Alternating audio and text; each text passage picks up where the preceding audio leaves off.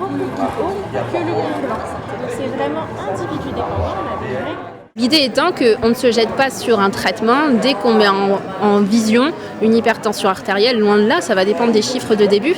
Et c'est là où rentrent en jeu les règles hygiéno-diététiques qui sont primordiales.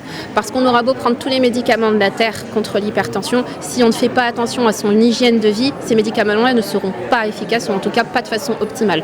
Donc dans un premier temps, si les chiffres sont un petit peu hauts, mais pas non plus explosifs, on met en place ce qu'on appelle des règles hygiéno-diététiques qu'on va suivre pendant 3 à 6 mois. Et ensuite, on se refait un contrôle de la pression artérielle pour voir si celles-ci ont permis de faire diminuer les chiffres ou si en revanche il faudra en plus les coupler à un traitement. Et dans ces règles hygiéno-diététiques, on a une partie sur l'activité physique régulière qu'il faudrait faire quotidiennement, au moins 30 minutes de marche par jour. Donc on n'est pas sur une activité sportive pour les personnes âgées qui ne sont pas en capacité et qu'on respecte bien sûr. On leur demande simplement de marcher au moins 30 minutes par jour. C'est déjà pour nous un très bon effet protecteur, cardioprotecteur.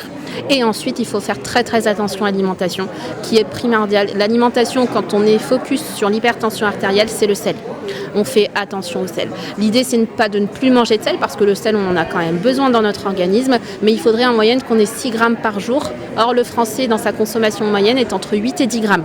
Donc il faut le diminuer et surtout aller dénicher ce qu'on appelle le sel caché. Le sel, ce n'est pas juste la salière qu'on a sur la table, c'est surtout le sel caché. On pourrait citer la charcuterie, le fromage, les olives. Et ça, si on ne le sait pas, si on ne prend pas le temps de nous le dire, c'est des choses qu'on ne connaît pas. Et c'est bien pour ça qu'on est là aujourd'hui, notamment avec notre stand de diététicienne.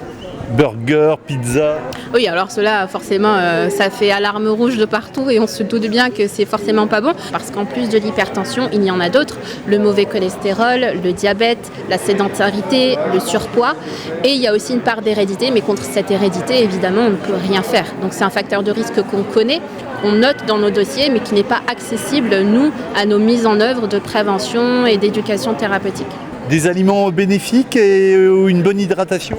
Oui, l'hydratation par de l'eau plate et non pas par de l'eau gazeuse contenant du sel, ça aussi il faut le savoir. Et puis il faut bien évidemment privilégier les fruits et les légumes de façon quotidienne dans l'alimentation. En ce qui concerne les viandes, plutôt les viandes maigres, les viandes blanches et aussi le poisson plutôt non saturé. Je suis venue comme tout le monde faire mes courses et puis voilà, j'ai vu des blouses blanches, j'ai vu que les dames elles étaient bien sympas. C'était voilà pour une prévention pour l'hypertension.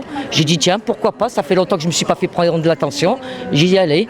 Et donc là sur place c'était sympa parce qu'on a pu rencontrer des diététiciens, des cardiologues, des infirmières et on a pu faire le point, de parler un peu de tout parce que des fois on croit bien manger et puis en fait on se rend compte qu'il y a beaucoup de sel caché et donc c'est franchement très au niveau information c'est le top.